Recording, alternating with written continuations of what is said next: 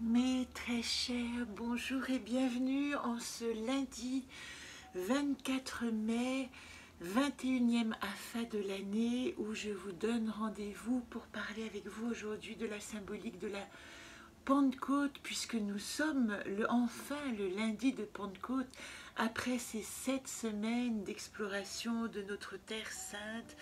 Où est-ce que nous avons cheminé, où est-ce que nous sommes arrivés, et j'ai envie pour ça de parler avec vous de plusieurs points, vous donner rendez-vous en fin de compte pour éclaircir alors ce que c'est que le lundi de la Pentecôte dans cette idée de jour de révélation de notre arrivée en notre Terre Sainte. Ça, je vais le développer après.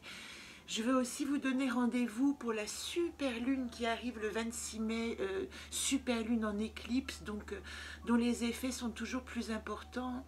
Un soleil qui est entré en Gémeaux, l'air, et dans la lune qui est dans le feu du Sagittaire, le feu irradié, le feu transcendé de la connaissance du Sagittaire. Voilà qui permet aussi d'évoquer la clôture du portail dont je vous ai parlé, je vous renverrai à la vidéo. 555, c'est-à-dire que hier nous étions le 23 mai 2021, qui était aussi un jour 5 dans le mois de mai, et dans cette année, je vous en ai parlé, à ce troisième portail 555, donc le premier était le 5 mai, le deuxième le 14 et le troisième le 23, ça donne toujours 5 plus 5 plus 5, voilà ce qu'on appelle des portails chaque année. Ce qui était très intéressant, c'est de comprendre que ce portail nous a amené à cette veille, on va dire, de Pentecôte, à la conscience de ce que c'est que notre chemin. Et c'est ça que je souhaiterais développer avec vous. Je vous inviterai aussi à prendre connaissance de deux enseignements, peut-être avec deux petits exercices à la fin de cette vidéo. L'un qui est lié à une conférence que m'a passé un précieux ami sur Alexandre Havard, qui parle, alors j'aime pas tous les mots, je vous expliquerai pourquoi, mais d'un leadership vertueux. Et l'autre qui est mon grand maître à penser, Eckhart Tolle, dont je suis les enseignements de nouveau comme une étudiante humble depuis cette semaine. Je me suis inscrite à une session où il y a 19 conférences d'Eckhart Tolle qui nous parlent du moment présent et de ce qui est. C'est absolument magnifique. Alors après, on fera un petit tirage. Et voilà, une fois passée l'introduction, parlons déjà de la Pentecôte. Qu'est-ce que c'est la Pentecôte? Elle arrive 49 jours après le jeudi saint de Pâques dans la symbolique et chrétienne et juive, on va dire religieuse, c'est-à-dire un symbole qui est capable de nous relier à nous-mêmes. Et la Pentecôte qui intervient 10 jours après l'ascension de Jésus. Alors pour reprendre cette définition, l'ascension est le moment où Jésus, où l'homme de chair quitte sa matière pour rejoindre l'Esprit Saint. Et si vous n'êtes pas dans les religions, ce que je comprends dans les religions théosophiques, ce que je comprends tout à fait, entendez dans la langue des oiseaux l'Esprit Saint, S-A-I-N, celui qui va permettre de soigner notre être et de comprendre qui nous sommes dans notre globalité. Ce jeudi saint qui nous a emmenés à l'ascension, à je rejoins la conscience de qui je suis, mon corps rejoint la conscience de que je suis dans l'au-delà. Et bien quand nous arrivons à cette Pentecôte, cet Esprit Saint est diffusé dans les apôtres. Et les apôtres, c'est nous qui errons dans notre chemin en quête de conscience. Donc cette redescente de l'Esprit Saint dans la matière, elle dit simplement que tout à coup, il y a une possibilité pour nous de mettre de l'esprit dans notre matière, dans notre ici et maintenant, dans notre incarnation. Voilà pourquoi c'est si beau ce symbole de Pentecôte. Alors ça c'est le premier, je dirais, c'est le temps où l'esprit se met à la disposition de la matière. Il y a une autre symbolique très importante qui est liée, c'est que c'est le jour aussi où, dit-on, les tables de la loi sont remises à Moïse, et dans le judaïsme, on dit que c'est le jour de Shavuot, ou Shavuot, je connais jamais les, excusez-moi, comment dire, les prononciations, pour moi ce sont des images, mais en tout cas, c'est la naissance de la Torah, c'est la Torah qui s'écrit. Donc c'est comme si, en ce jour de Pentecôte, on nous offrait un dictionnaire de conscience. Et pour ajouter un dernier élément, puisque nous sommes rentrés dans le Gémeaux, dans un soleil en Gémeaux, donc de l'intelligence, de Mercure, de la communication, on dit aussi dans certains enseignements religieux, notamment vers Vézelay, que c'est la naissance de Babel. C'est le moment où tout à coup les apôtres qui reçoivent cette révélation se mettent à parler des langues diverses.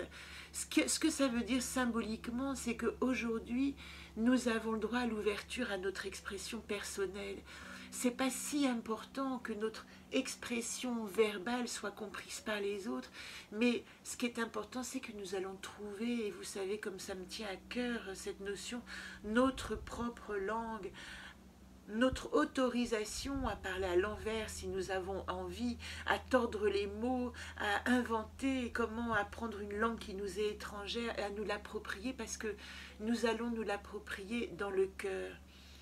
Alors la symbolique de vraiment de cette Pentecôte, je l'ai entendue hier à travers les enseignements d'Eckhart Tolle qui disait, pour revenir au moment présent, il suffit de s'ancrer dans l'idée de ce qui est. C'est la chose qui compte le plus. Tout ce qui est, c'est de la matière vivante réelle et c'est à ça que nous pouvons nous accrocher. Et notre grand défi, c'est de ne plus avoir, on va dire, cette tentation de résistance à l'entrée dans la matière, de vouloir se sentir en terre étrangère, d'avoir la sensation de ne pas être chez soi sur cette planète, parce que c'est une forme de résistance qui ne conduit nulle part et certainement pas à notre terre sainte. La résistance, elle traduit une résistance à l'incarnation. Or, ce choix d'incarnation, nous l'avons fait depuis notre naissance. Nous avons décidé de venir apprendre dans la matière. Donc, pourquoi pas s'ouvrir à simplement cette conscience que, oui, il n'y a que l'ici et maintenant qui existe en fin de compte.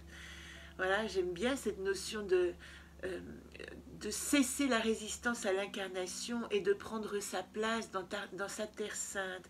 Alors c'est tout le sens de cette 7e arbre dont je vous parlais, le 7e arbre de la connaissance dans le grand jardin du tarot.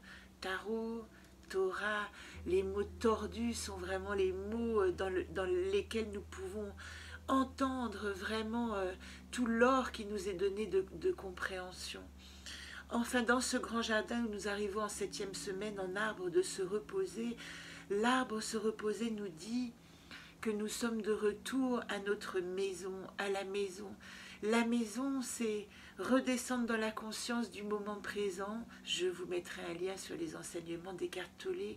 Et je voulais aussi vous faire un lien sur ce discours, enfin cette conférence d'Alexandre Havard, qui dit, alors c'était ce dont je vous parlais, le leadership positif ou vertueux, qui dit que être dans la conscience, c'est associer à chaque instant notre cœur, notre volonté et notre intelligence.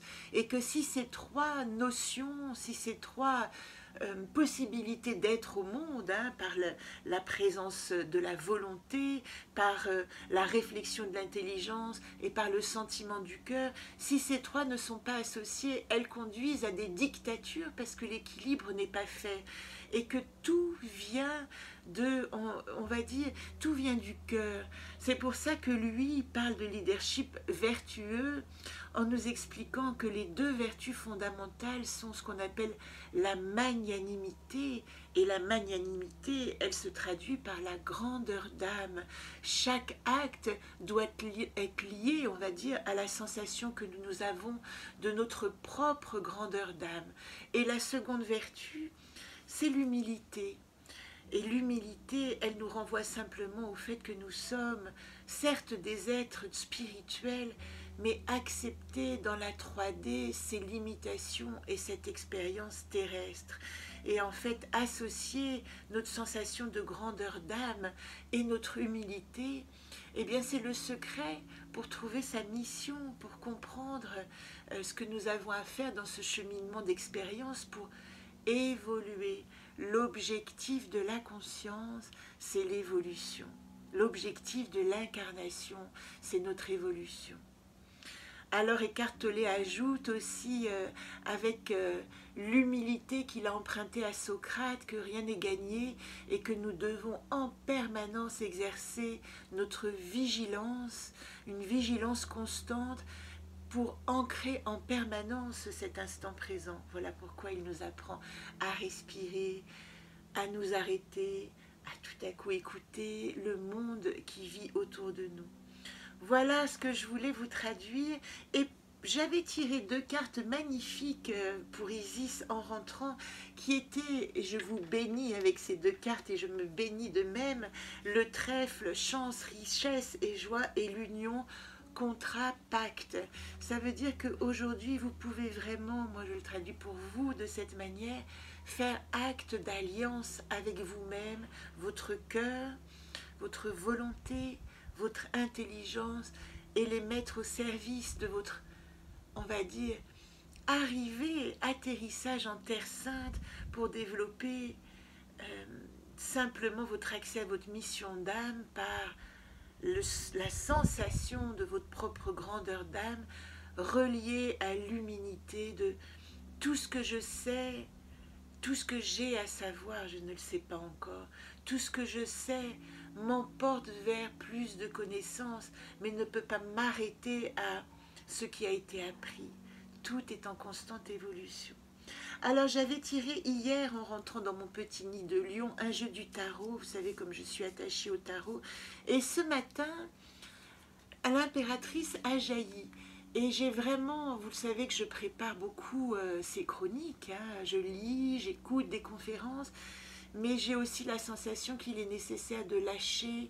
D'ailleurs, c'est ce que Solune nous apprendra dans 2 jours, dans le champ des possibles, et de laisser à chaque fois, avec cette notion de sérendipité, intervenir des hasards ou des informations synchronistiques. Ce matin, j'ai reçu l'impératrice, et vous voyez, est caché derrière le pape, le 5, acquisition de la connaissance, impératrice, comment mes concepts peuvent rentrer dans la matière.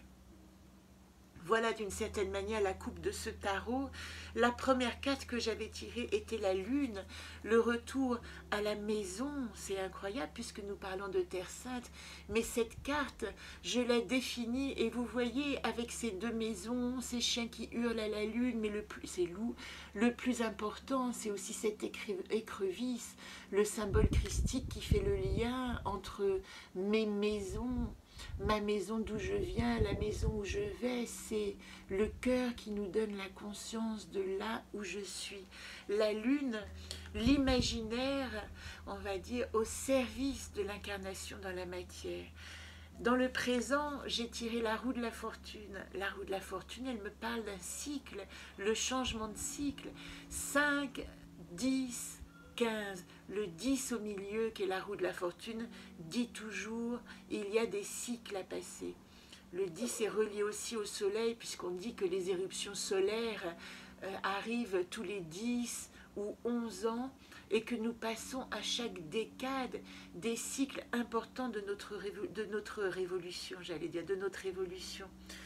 Ça veut dire aussi que ce 10, vous pouvez, quand vous êtes dans des années qui donnent un 10, moi j'ai 55 ans, 10, ce sont des années qui vous informent que vous êtes en train d'opérer un changement de cycle. Plus il y a de conscience, plus vous pouvez simplement accompagner le mouvement. Il ne s'agit pas de le diriger ou de le guider, mais d'aller dans le courant, on va dire, d'aller dans le flux du courant. En carte inversée, j'ai eu la tempérance, et la tempérance inversée, elle parle d'impatience.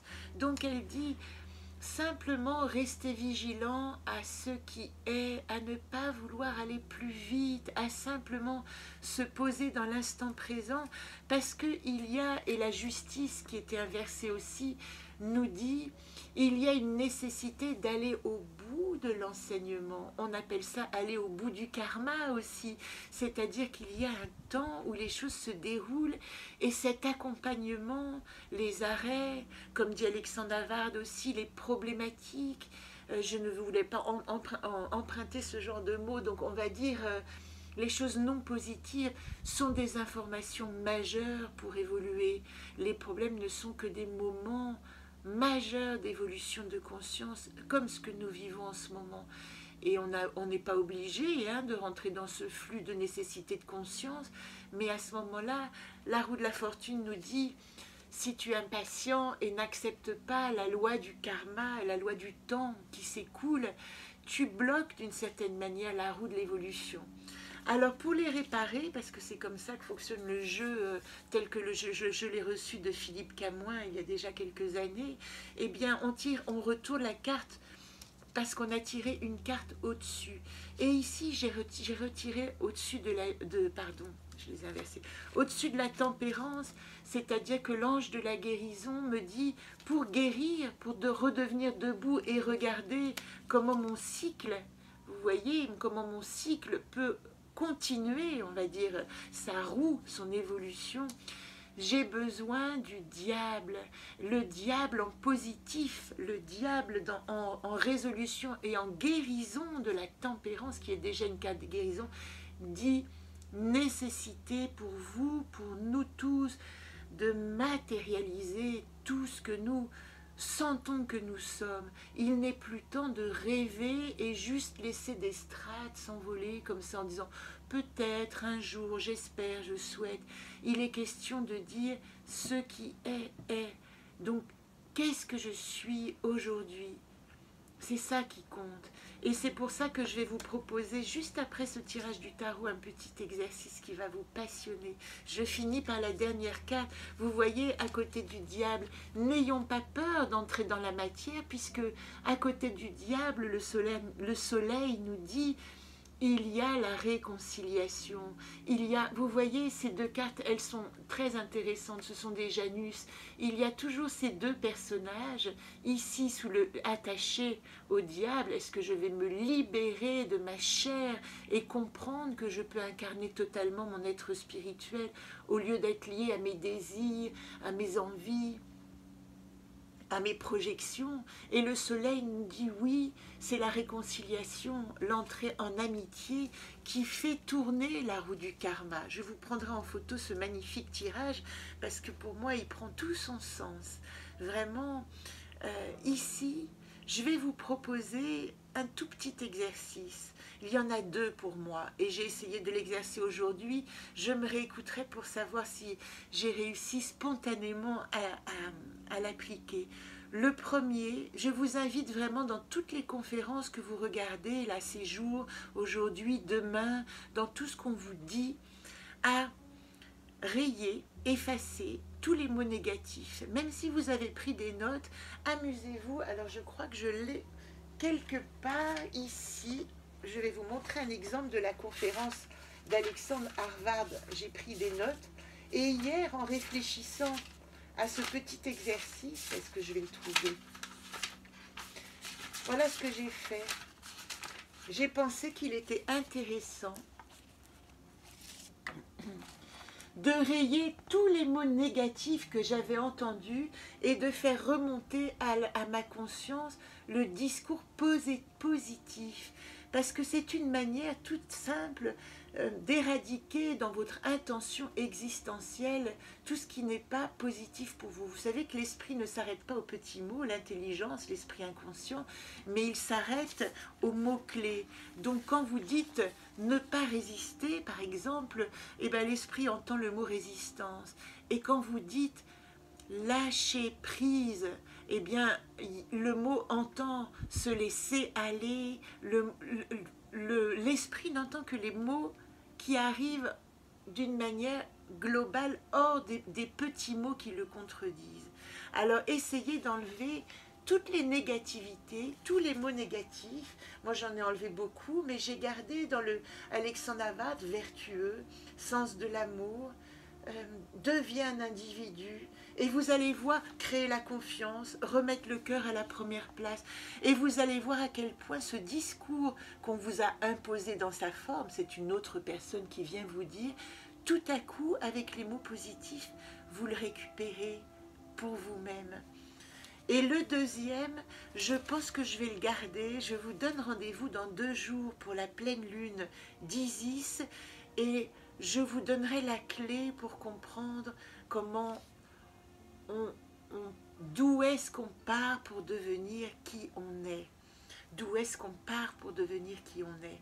C'est le sens de, on va dire, une exploration généalogique que je partagerai avec vous dans 2 jours. Ça fait un petit teaser, donc rejoignez-moi, abonnez-vous, ça m'aide. Vos encouragements sont d'une grande force pour moi, je le dis en toute fin, avec un grand merci du cœur pour ceux qui sont arrivés jusque-là. Et à dans 2 jours.